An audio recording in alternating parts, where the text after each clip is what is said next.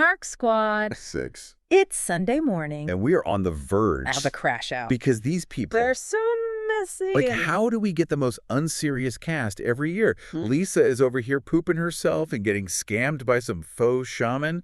And Trisha, baby, this man is not serious. We love it. But babes, It's crazy. we need to talk about crash outs because the way people on this show constantly spiraling, unmatched. Like, truly unmatched. What drives a person to, spend an entire year fabricating this whole romance only to have it implode on international television in, exactly 10 seconds? Right. Today, we're just fully dissecting the anatomy of a complete psychological decompensation. I am talking about the kind of unfiltered, visceral crash out that leaves a permanent digital footprint on your soul. Oh my God, yes.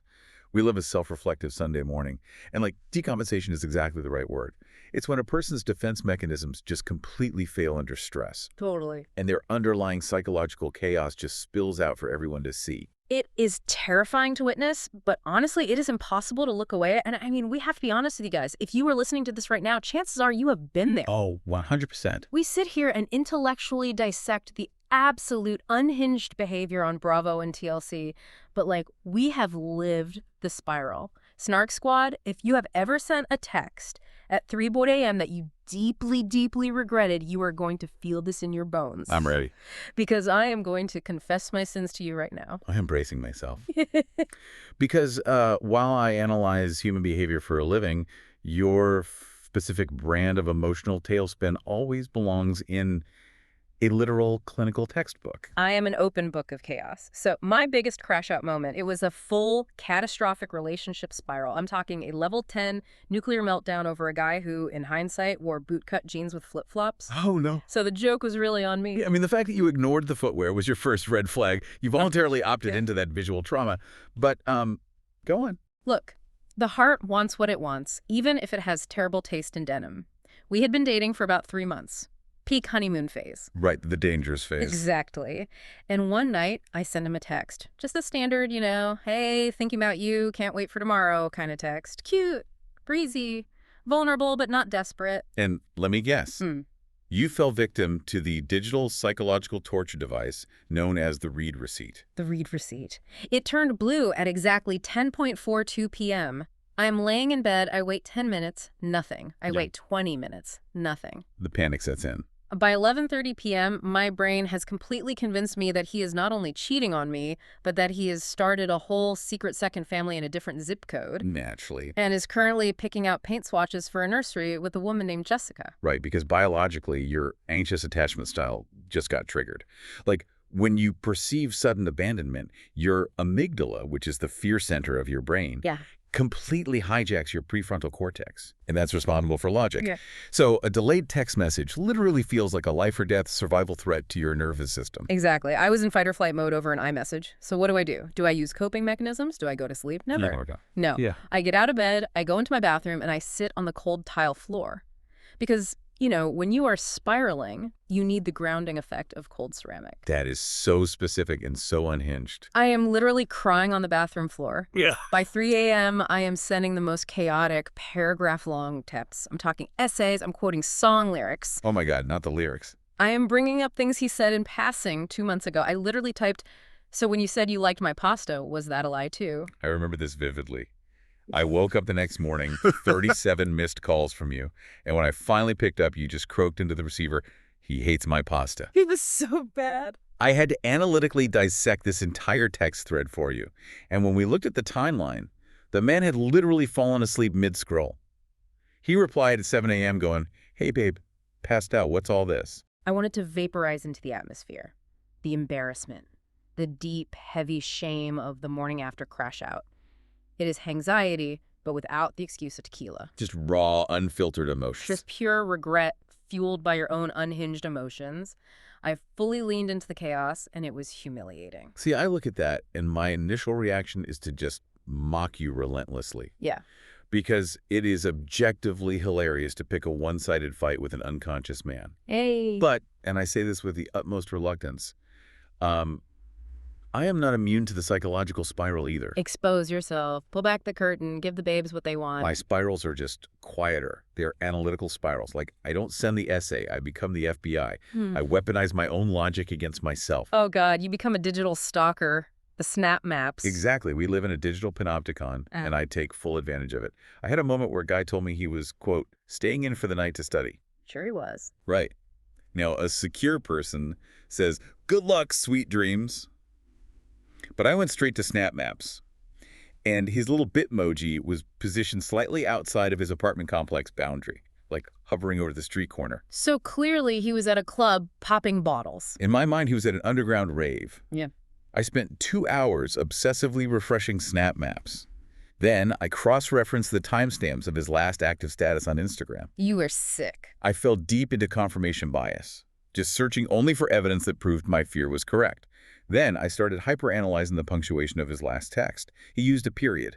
A period. Going to sleep now. A period. Who uses a period in casual texting unless they are furious or actively lying? It's hostile punctuation. It is a definitive end to a sentence, which means it's the end of the relationship. It felt entirely hostile. So I sat there vibrating with sarcastic, snarky energy, writing out 12 different passive-aggressive responses in my Notes app. I love the Notes app drafts. I was trying to craft the perfect surgical response that would make him realize I had mentally outmaneuvered him. Finally, I sent, have fun studying, with a period. Boom. Lethal. You gave him his own hostile punctuation right back. And turns out, his GPS was just drifting. He sent me a time-stamped picture of his organic chemistry textbook 5 minutes later with a sad face. I felt like an absolute clown. We are all clowns on this Sunday morning. And speaking of immediate gratification that inevitably leads to long-term regret, let's talk about the absolute junk food we consume. Yes, both on our televisions and currently on our actual plates. If you are watching us on video right now, you can see the sheer reflective grease illuminating my face. We are eating the viral Domino's pizza. I am staring at this pizza box, and I'm both terrified and deeply aroused by what is inside it. We are talking a garlic parm sauce base, extra steak, cheddar, provolone, and jalapeno. My first impression when we opened the box was that this pizza is actively threatening my cardiovascular health. It really is. The grease factor is astronomical. The cardboard box is completely translucent at the bottom. It has lost its structural integrity. But the crunch, hear that? That is the sound of my arteries crying for help, but my dopamine receptors rejoicing. The crunch is aggressive. Let me tell you, swapping out the traditional marinara for the garlic parm sauce base is actually revolutionary. It's rich, it's creamy, and the extra steak gives it this incredibly decadent, chaotic, Philly cheesesteak vibe. I'm going to look at this from a purely culinary mechanics standpoint. Right. The cheddar and provolone mix. Genius. Right? Standard mozzarella melts well, but it lacks a distinct flavor profile. Provolone provides the necessary elasticity, while the cheddar gives it a sharper, more acidic bite to cut through that heavy garlic parm fat. But I have a critique. Let's hear the analysis. The jalapenos are profoundly aggressive. They are not playing around. I took one bite, and my sinuses completely cleared out. They're spicy. I feel like I just did a medical-grade nasal rinse with pure capsaicin. The heat profile is unbalanced. If I were to change one thing, I would say it needs a heavy, heavy side of ranch dressing to introduce a cooling dairy element and neutralize the spice. Oh, absolutely. It needs to be fully submerged in ranch. Yeah. But honestly, it is completely worth the hype. Is it? Yes. The heartburn is already brewing right in the center of my chest, but I regret nothing. It is the perfect, heavy, chaotic meal to match the exact energy of the reality TV we just watched. And the work week we are currently dreading. Ugh, please do not remind me. I have to. As you know, babes, we are not just professional reality TV snarks. We are full-time dentists. And our Sunday scaries are currently reaching critical mass. They are so bad today. Let's do our Rose and Thorn dentist edition before I start stress-eating this entire pizza. You go first. Give me your thorn. Let me feast on your misery. My thorn for this upcoming week is my schedule tomorrow morning. I am walking to the office, and my very first patient at 8 a.m. is a complicated multi-canal root canal on a second molar. Oh my God. I am already sweating for you. Explain to the listener why that is a literal nightmare. Okay, for context, a second molar root canal is essentially performing microscopic plumbing in the dark. Yes. At the very back of someone's mouth while they are awake. The roots of those specific teeth are often curved and unpredictable. It requires intense precision and absolute stillness. And the kicker, The patient is notoriously unhinged. Oh no, not the yapper. Yes, the yapper.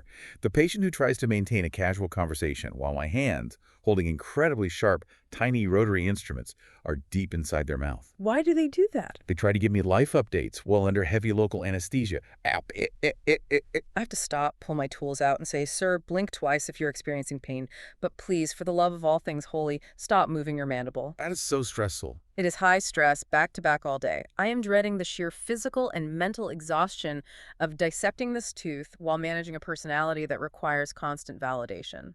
Honestly, send them to TLC. They could get a spinoff. That sounds horrific. I will light a heavily scented candle for you tomorrow morning. Thank you. I need the thoughts and prayers. What is your rose? Please give me something positive. My rose is purely superficial and aesthetic, which is very on brand for me.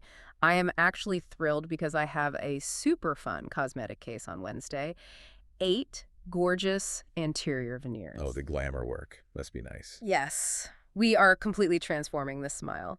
Anterior veneers mean we are working on the front top 8 teeth, the ones everyone sees when you smile. The moneymakers. Exactly. It's the kind of case where they look in the mirror afterward and literally cry happy tears, and I get to feel like an artist who just restored a masterpiece. Okay, Picasso. Plus, and arguably more importantly, my new aesthetic scrubs drop arrived in the mail, and the color is the stunning muted sage green. I'm going to look incredibly snatched while I'm using the high-speed handpiece. Your priorities are perfectly aligned. Look good, drill good. The psychology of wearing a great outfit absolutely translates to better clinical outcomes. Exactly. But like, as much as our real lives are chaotic with unhinged yapping patients and aggressive jalapenos, nothing, and I mean absolutely nothing, compares to the unmitigated disaster zone that was on our screens this week. The transition from the junk food we are eating to the junk relationships we are watching is seamless. Let's get into it. Because Season 8, Episode 17, just delivered one of the most clinically fascinating downfalls I have ever witnessed on television. I'm so ready. Let's talk about the spicy, deeply uncomfortable mess that is Laura, Birkan, and Michal. We absolutely have to tear this apart. I was sitting on my couch, pausing the screen, just screaming at my television. It was a beautiful, spectacular crash and burn. Let's set the stage for you, Snark Squad, just in case you blacked out from the sheer secondhand embarrassment. Which is highly possible. For weeks, Laura has been painting this elaborate masterpiece of delusion. She has been framing Michal, her best friend from back home, as this obsessed, boundary-crossing, desperately in love with her puppy dog who flew all the way to Turkey to actively sabotage her relationship with Birkan. Yes. She was setting it up like a literal romance novel. She had full-blown main character syndrome. She really did. She thought she was Bella Swan, and Birkan and Michal were Edward and Jacob just violently fighting over her affection. She was eating it up. Every time they were in the same room, she had this smug, highly satisfied little look on her face. She loved the perceived triangulation. Let's talk about triangulation because that is exactly what she was attempting. Triangulation is a manipulation tactic where a person brings a third party into a relationship to create jealousy, assert control, or validate their own ego. Bingo. Laura was using Michal's physical presence in Turkey to prove to Birkan that she is highly desirable and fought over. But then, the Scooby-Doo villain unmasking happens. Birkan finally sits down with Michal without Laura mediating, and the truth comes out. And the truth is not that Michal is obsessed with Laura. The truth is that a year ago, Laura got incredibly drunk, made a physical move on Michal on his couch, and got absolutely, unequivocally, and politely rejected by him. The absolute collapse of her narrative. I felt it in my bones. I literally threw my throw pillow across the living room. The secondhand embarrassment was so visceral. It was physically painful to watch. Michal is completely innocent in this specific dynamic. She shot her shot, got denied, and instead of taking the rejection with dignity, her ego couldn't handle it. She completely flipped the script and tried to make Birkan think Michal was the aggressor. How delusional do you have to be to rewrite history that aggressively? It is a textbook case of cognitive dissonance.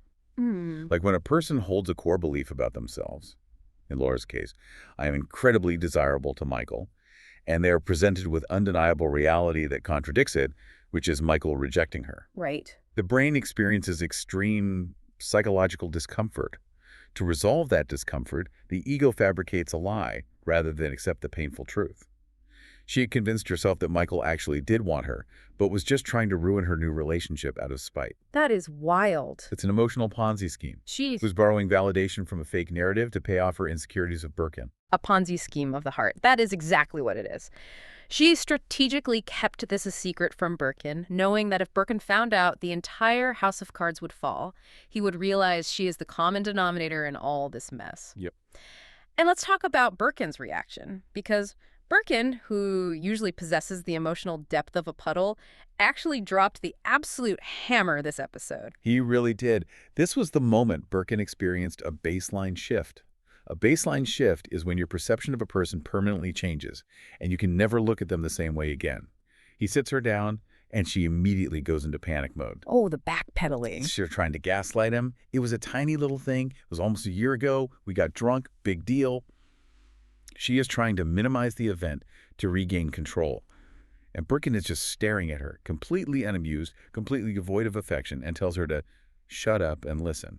When he said shut up, I gasped. Because normally I violently hate when a man talks to a woman like that. It triggers my fight or flight. But in this specific instance, it was necessary. She needed the auditory shock. She was talking in frantic circles, trying to weave a new web, and he just cut the thread. She was rapidly deflecting. When cornered, she tries to turn it around on him. She tells him to grow up, which is pure projection.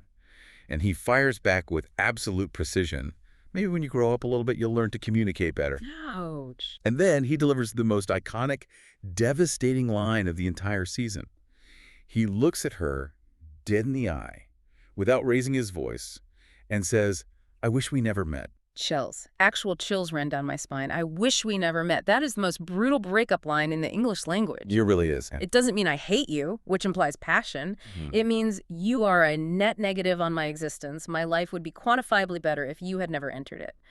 I crashed out for her. I felt my soul leave my physical body. She was stunned. She is just sitting there, face stuck, completely lost. She thought these two men were going to have a gladiator battle over her, and instead they unionized, teamed up, and fought against her. I have to praise Birkan for this specific moment. For weeks, we've been snarking on him.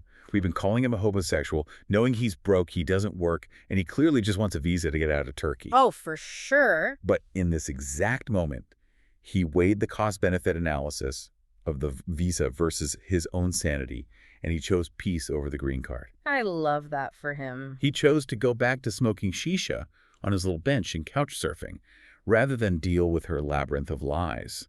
He literally said in his confessional, "I'm trying to change my country, but maybe I shouldn't." She made a desperately broke man want to stay broke rather than be associated with her. That is a profound level of toxicity. It is. But wait. We need to pause and talk about Michael.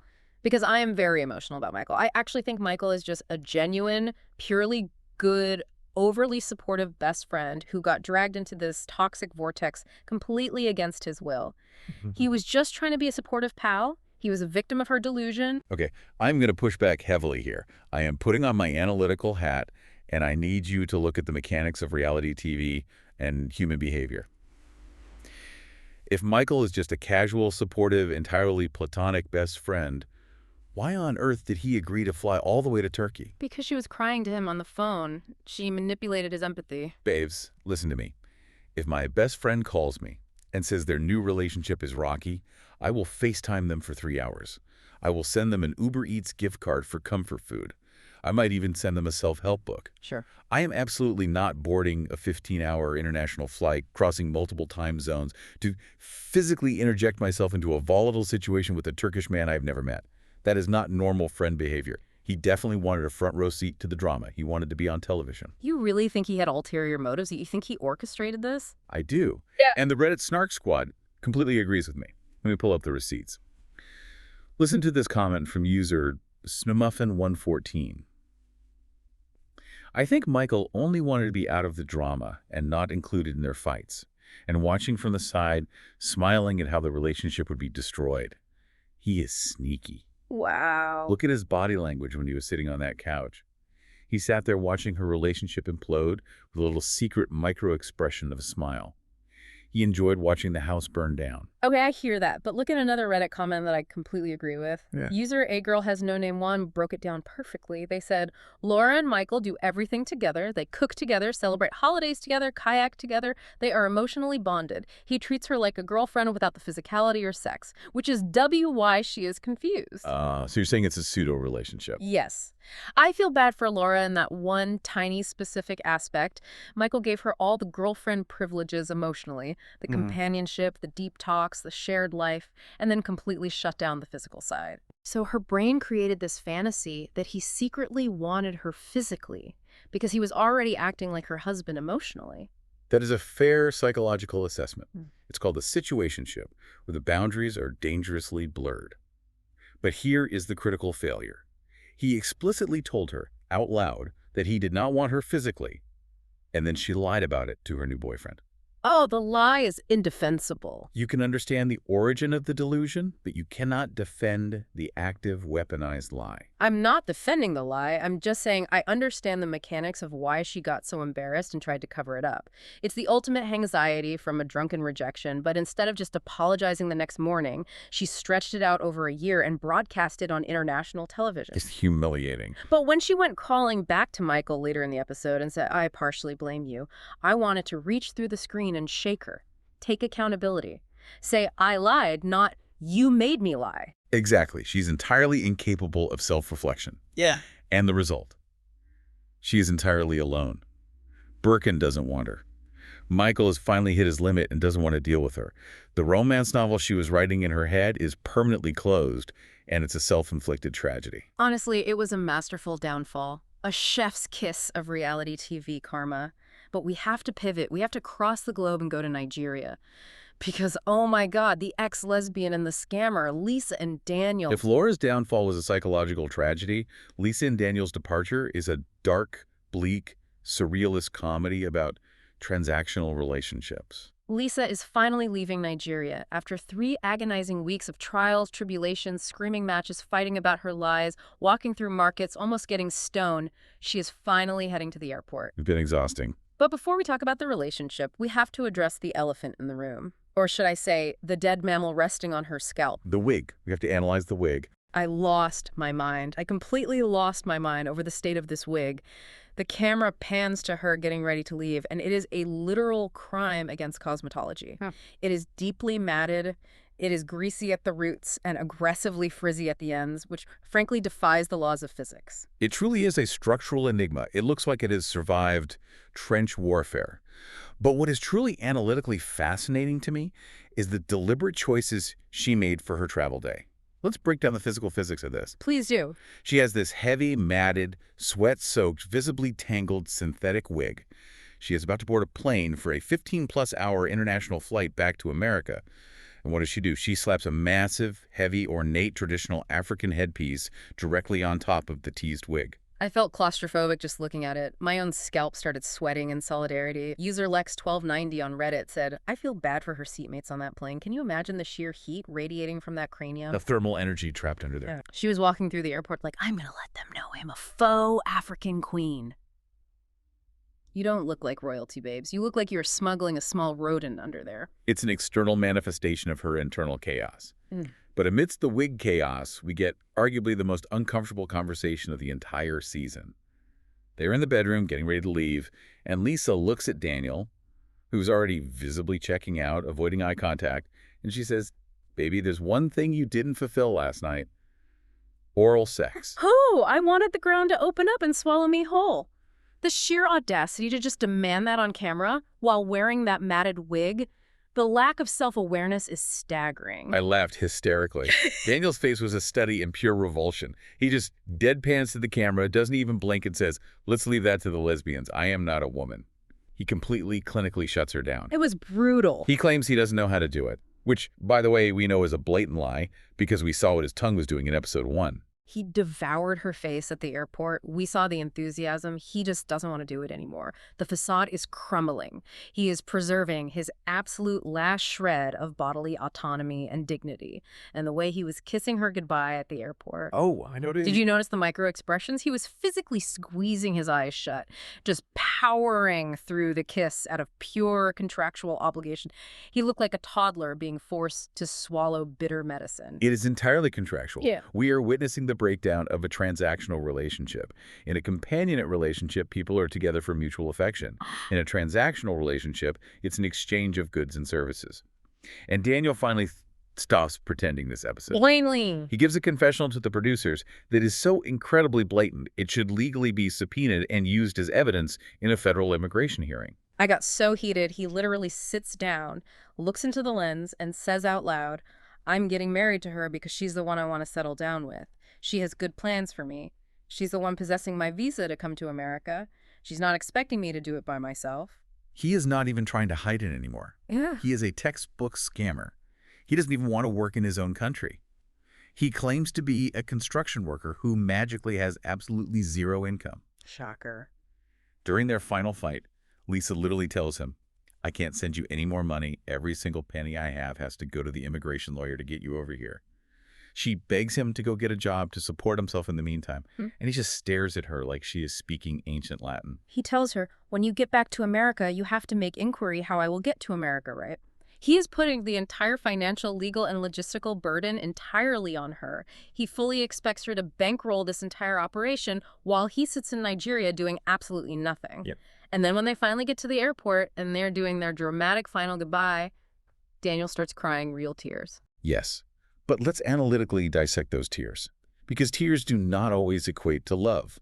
Sometimes tears are instrumental, meaning they serve a purpose, or they stem from a place of self-preservation. He says in his confessional that he is upset because he may not ever see her again. Oh, please. But why is he afraid of that? He literally says she might go back to her country, and she might change her mind on most of the promises, like bringing me to her country, the visa.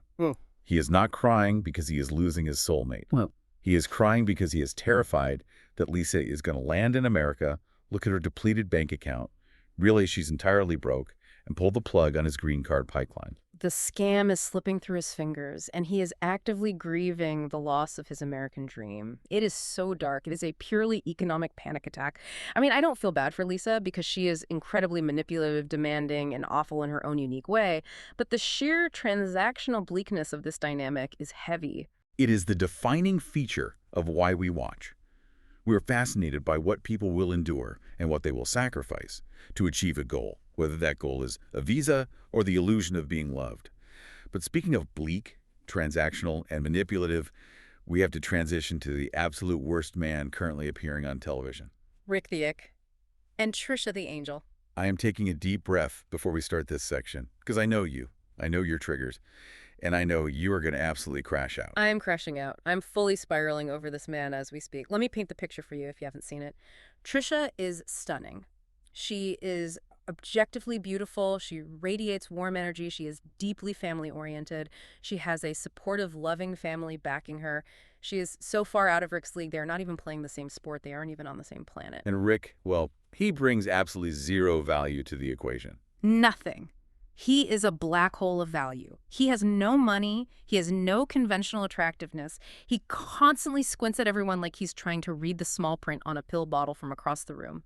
He already has 5 children from previous relationships that he openly complains he can barely support financially. A walking red flag. He is a walking biological hazard.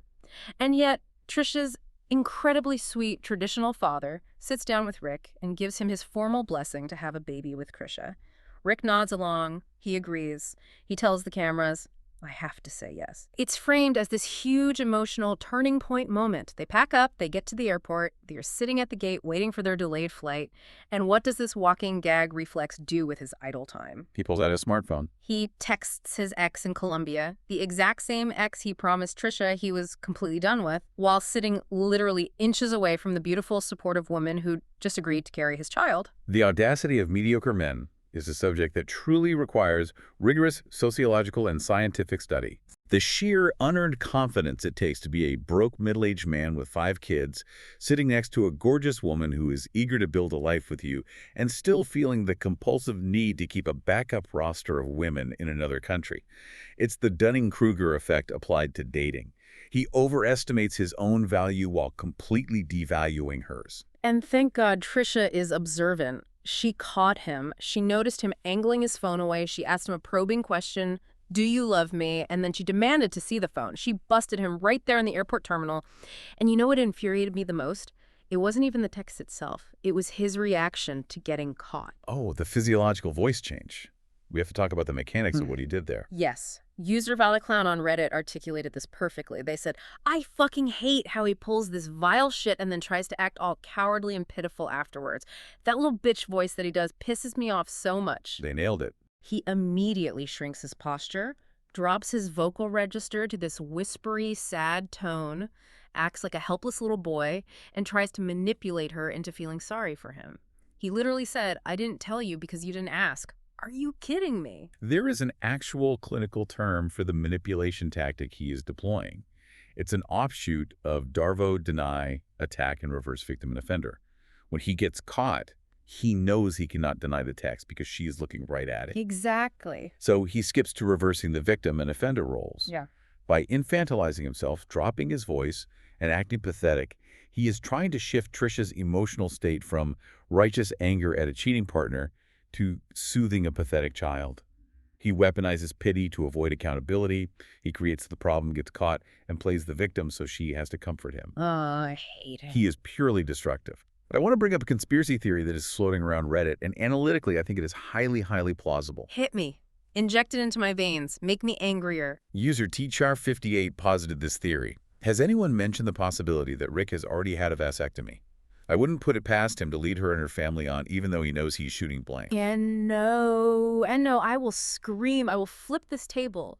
If he has a secret vasectomy and is sitting in her father's living room, looking that man in the eye, nodding and accepting a blessing to father a child, knowing full well he is medically incapable of doing so, that is not just messy reality TV. That is pure, unadulterated sociopathy. But think about it analytically. Look at the data points we have. He already has 5 kids. He complains about the immense financial burden of child support constantly. Throughout the entire season, he kept saying, I still have these doubts lingering in the back of my mind about whether or not I'm financially ready to have another kid. He did say that a lot. He was setting up the groundwork for a no. Suddenly, he just caves and says yes to her dad. It's too easy. It's a complete reversal of his established behavior. He knows there is zero biological risk. He just wants to secure the relationship, maintain the physical benefits, and keep her emotionally invested without any actual intention of following through on the commitment. That makes me physically sick to my stomach. He is a trash can of a human being. Trisha needs to run. She needs to get on that plane, leave him sitting in the terminal with his little phone, and block his number across all platforms. Maya Angelou said it best, when somebody shows you who they are, believe them the first time. He has shown her 20 times. Why is she staying? It's the sunk cost fallacy. She has invested so much time, emotional energy, and family integration into this relationship that her brain tells her quitting now means all that effort was wasted. So she accepts the breadcrumbing, the tiny, inconsistent morsels of affection he throws her way to keep the hope alive. It's exhausting to watch. Beyond exhausting. The sheer psychological exhaustion of watching these people make terrible self-destructive decisions week after week, which brings us briefly to Elise and Josh and Sheena and Forrest. Let's just touch on these disasters before we get to our segments, because the psychology here is equally fascinating. Elise apologizing at the bar. The morning after scene. The secondhand embarrassment was almost as bad as Laura's lie. The night before, she had that explosive, humiliating, alcohol-fueled meltdown in front of the entire bar, screaming Josh's private business to complete strangers. Oh, he ninja. And the next morning, she's sitting at the table just oozing with anxiety. I know that feeling. The acute, sympathetic nervous system response where your heart is racing and you just have that, oh my God, what did I do, dread washing over you. She was experiencing the severe consequences of emotional dysregulation. But what baffled me was Josh's response. He agrees to give her another chance. They're sitting there, and he literally says, I'm not very confident in this. Why on earth would you accept and pardon this adolescent behavior? If a partner screams at me in a public venue, The relationship is immediately terminated. Period. No discussion. It's because the bar for men's behavior is in hell. But men will also put up with incredible amounts of chaos if they think the physical or companionship payoff is worth it. But she desperately needs to get her emotional regulation together. And then we have Forrest and Sheena in the Philippines. Forrest finally decides he wants to stay in the Philippines with Sheena and actually stand up to his overbearing mother. And his mother's reaction is an absolute masterclass in toxic parenting and enmeshment. They're sitting at a nice dinner. He drops the news that he is staying. The mother doesn't just get mad. She doesn't just express concern. She pulls out a literal, physical, handwritten pros and cons list from her purse. A physical list. At the dinner table. While eating appetizers. Who does that? She looks at Sheena dead in the eye and says, "I trust my son. I don't trust you." And Sheena, who has been nothing but patient, just breaks down and leaves the table crying. I wanted to fight the mom. I wanted to reach through the television screen, rip up that piece of paper, and throw it in her water glass. Sheena does not deserve that hostility. Well, I agree. The mother's delivery was unhinged and cruel. If we look at this analytically, Forrest is the actual problem here. He is the architect of this dynamic. Oh, wait, really? You're blaming him? Yes. He needs to cut the psychological umbilical cord. He explicitly stated in his confessional, "My mother, she's always been my safety net." He has relied on her for absolutely everything: financial support, emotional validation, decision-making. He invited her into this dynamic. When you have a deeply enmeshed family system, there is no boundary between parent and child. You cannot be surprised when your safety net tries to aggressively catch you from making what she perceives as a mistake. He created this monster-in-law dynamic by not setting firm boundaries a decade ago. Okay, true. His lack of a spine is the root cause. But pulling out an itemized list of why your son's girlfriend is terrible in a public restaurant is next-level sociopathic cruelty. It is entirely cruel. Yeah. But it makes for fantastic, compelling reality TV, which transitions perfectly into our first segment. Let's start ranking this psychological chaos. Yes, let's do it. Welcome to segment 1, the crash-out scale. We are taking the analytical approach to rating the biggest emotional spirals of the week. Who officially hit a level 10? Our candidates are Elise exploding at the bar and publicly humiliating her partner, Forrest's mom whipping out the premeditated pros and cons list to insult Sheena, and Laura getting unmasked, rejected by 2 men simultaneously and told, "I wish we never met." Okay, I am going to make a very strong, highly emotional argument for Forrest's mom taking the crown. Because the premeditation of a crash out is what elevates it from a mistake to a terrifying psychological event. I'm listening. Think about it. Elise at the bar. That was a spontaneous, alcohol-fueled spiral. It was reactive. We've all been there, Laura. That was the frantic result of getting caught in a lie in real time. But the mom. She sat in her hotel room alone. She took out a pen. She wrote down pros. She wrote down cons. She itemized her hatred. She folded that paper up, placed it in her purse, commuted to dinner, ordered food, and actively waited for her moment to strike. That level of calculated malice is a level 10 crash out. That is a very solid, well-reasoned argument. The premeditation absolutely adds a layer of psychopathy to the behavior. However, as the designated analytical judge of this podcast, I have to overrule you and officially award the level 10 crash out to Laura. Really? Over the premeditated list of doom? Yes. Because a true crash out isn't just about the isolated action, it is about the sheer magnitude of the fall from grace. Laura spent an entire year back home, plus 3 weeks in Turkey surrounded by international camera crews, fabricating a complex narrative where she was the irresistible centerpiece of a high-stakes love triangle. That's true. She gaslit Birkan. She manipulated Michal. She lied to production. And in one single 3-minute conversation, her entire romance novel fantasy crashed down in magnificent flames. She lost the boyfriend. She lost the best friend. Her ego suffered a total collapse, and she was left standing there looking utterly foolish on global television. That is a catastrophic, unrecoverable, level 10 spiral. Honestly, when you lay out the sheer architecture of her delusion like that, the volume of the lie breaking is magnificent to witness, I concede. Laura officially takes the crown. A level 10 embarrassment. Moving on to segment 2, love or liability. We are deciding who is completely, fundamentally unfit to be participating in a romantic relationship right now. Our prime candidates are Lisa, Rick, and Laura. Can I just submit a write and vote for all of them? Because they are all absolute menaces to society and should be legally barred from dating apps. We have to pick the ultimate liability. Let's look at the data objectively. Lisa needs to focus on scalp care, heavy-duty detangling spray, and her rapidly depleting finances. She is actively funding a Nigerian scammer who point-blank refuses to get a job. She's a massive financial liability to herself, but mostly harmless to others. Laura is a liability to the truth. She needs a heavy dose of reality, intense therapy, and maybe a private journal so she can write her little fictions down instead of playing them out in real life with real people's emotions. But then there's Rick. Rick is the ultimate liability. We violently, aggressively agree on this. This man is a walking biological and emotional hazard. He does not belong near women. He does not belong near a passport. He belongs in a dark, isolated room with no Wi-Fi where he can text his exes into the void without ruining the lives of beautiful, innocent women like Trisha. The audacity of mediocre men strikes again. He is purely destructive. He leverages pity and weaponized incompetence to maintain control over his partner. He lies effortlessly while looking a father in the eyes. He strings along multiple women across different continents while openly claiming he can't afford the 5 children he's already brought into the world. He is not just unfit for a relationship, he's a walking cautionary tale for modern dating. He is the undisputed mascot for the liability category. Throw the whole man away. Put him in the garbage can, put the heavy lid on it, secure it with bungee cords, and roll it down a steep hill. Let's sweep up the trash and move to segment 3, a red flag collection. We are gathering the most glaring, undeniable warning signs from the episode that someone completely ignored. I have a neon red flag, and this is flying high for Daniel. The man sat in front of the production cameras, verbatim, and said he's only with Lisa because she has the unique power to process his visa. He explicitly stated she has good plans for him, and he refuses to do the heavy lifting himself. How on earth did Lisa ignore the fact that her fiancé is crying at the airport departure gate, not because he will miss the warmth of her embrace, but because he's panicked she won't pay the immigration lawyers?